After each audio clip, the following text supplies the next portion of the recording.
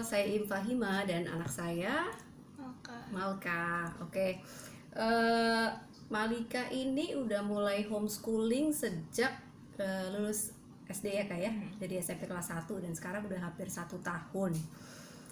Bedanya mendampingi anak homeschooling sama enggak ya, karena dia tiap hari ada di rumah, belajar di rumah gitu, sama ada gurunya. Saya nggak dampingin langsung, dia ada gurunya.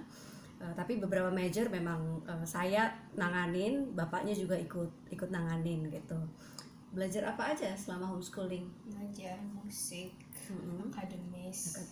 akademis, literasi sama siapa? Literasi sama ibunya. Musik sama bapaknya. Akademis ada guru. Ya, terus apa lagi?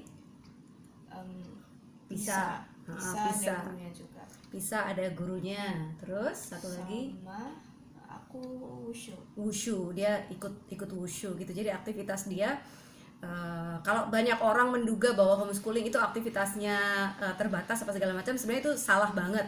Karena tergantung sebenarnya emang apa ya, lebih bisa mempelajari hobi, jadi kedengarannya kayak santai-santai gitu. Sebenarnya enggak. Oke, bisa diceritain nggak jadwal kamu ini sebelum kita lagi ngalamin pandemi kayak sekarang?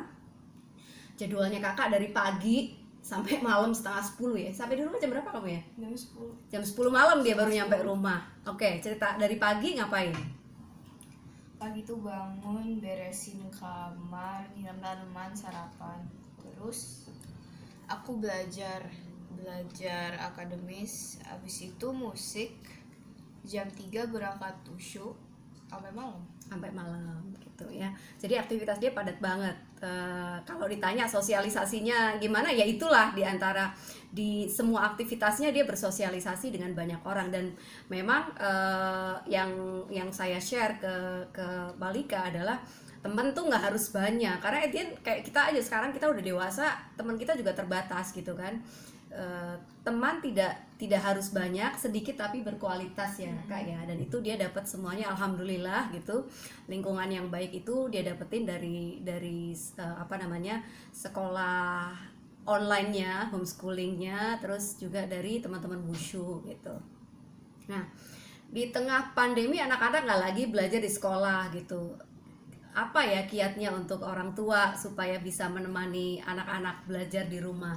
Sebenarnya buat aku gini, orang tua itu bisa menemani ketika dia kondisinya juga santai, relax gitu. Jadi make sure bahwa ketika kita menemani anak juga hati kita, jiwa kita ada di situ gitu. Susah kalau kita menemani anak dalam kondisi kita terpaksa atau kita sendiri under pressure. Nah, makanya ketika situasi pandemi kayak sekarang, jadwalnya Malika pun juga berubah ya Nak ya.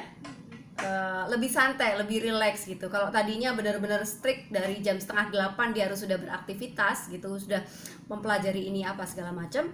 Sekarang ya nggak apa-apa, tidur panjang juga nggak apa-apa, karena buat aku semua orang sekarang sedang dalam kondisi stres, bahkan anak-anak gitu ya, yang seringkali justru stresnya nggak ketangkep itu kan anak-anak gitu. Kalau orang tua kan ketahuan, mereka bisa mengekspresikan, tapi justru pada anak-anak ini justru kita harus lebih loose gitu.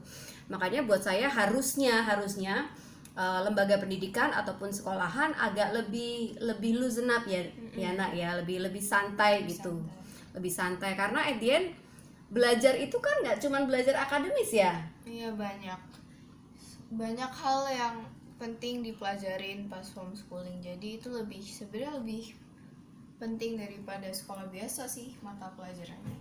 Karena kalau sekolah biasa mostly hanya fokus pada akademis. Kalau kondisi homeschooling dia bisa belajar banyak hal gitu, dan bahkan hal-hal yang sifatnya mungkin selama ini orang tua anggap bukan pelajaran, seperti kita kumpul bareng di rumah, saling cerita, masak bareng, beberes rumah bareng, kemudian saling bantu dan lain-lain, itu sebetulnya sebuah proses belajar yang sangat mahal, yang harus kita apresiasi. Dan somehow ketika kita orang tua bisa terlibat penuh ada di situ dan membimbing anak dengan penuh kasih apa segala macam, justru situasi pandemi ini akan menjadi sebuah proses belajar yang baik untuk anak-anak gitu.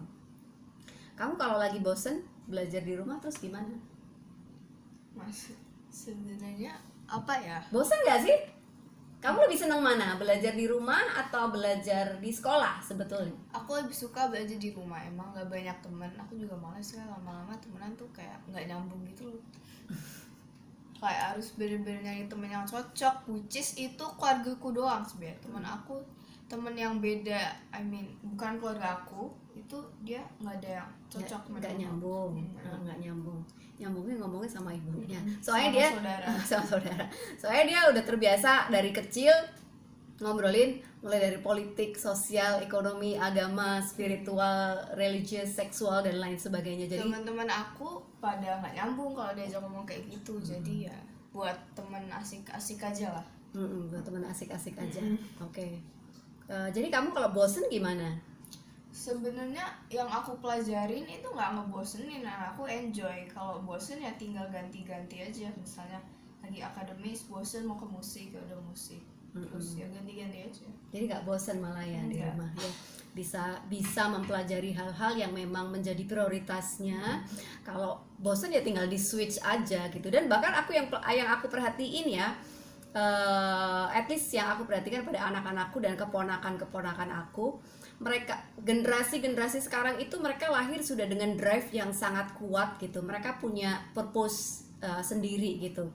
Jadi tugas orang tua adalah membimbing mereka supaya punya goal, sharpen their goals, kemudian mempertajam purpose apa segala macam, memfasilitasi gitu ya, mendukung apa yang menjadi cita-cita mereka. Jadi menurut aku udah nggak zaman lagi anak dipaksa untuk belajar gitu. Iya.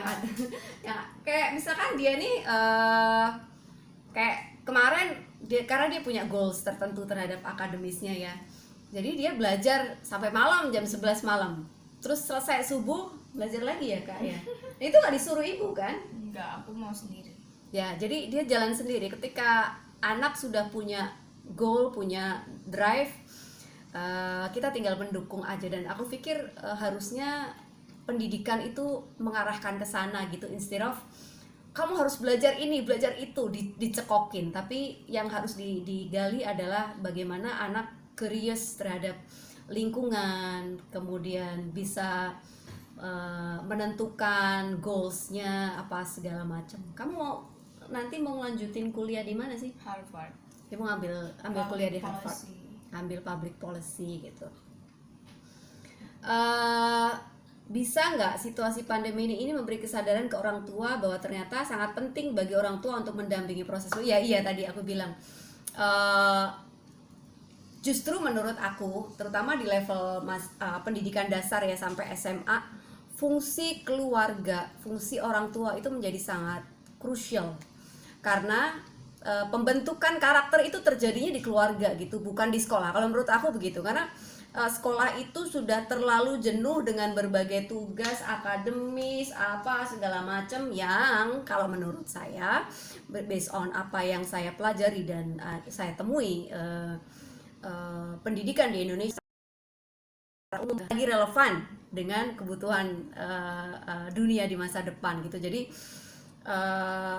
instead of anak-anak harus spend sekian banyak waktunya untuk mempelajari hal-hal yang tidak relevan, waktu pandemi ini adalah justru waktu yang paling bagus untuk orang tua mendampingi anak, memastikan mereka penuh dengan kasih sayang, memastikan anak-anak itu punya goals yang cukup tajam, yang sesuai dengan value keluarga dan lain sebagainya. Justru ini kesempatan bagus sih untuk orang tua dan anak itu saling memahami gitu, saling memahami dan akhirnya si anak merasa didukung dan merasa mendapatkan support penuh dari orang tua. Terima kasih.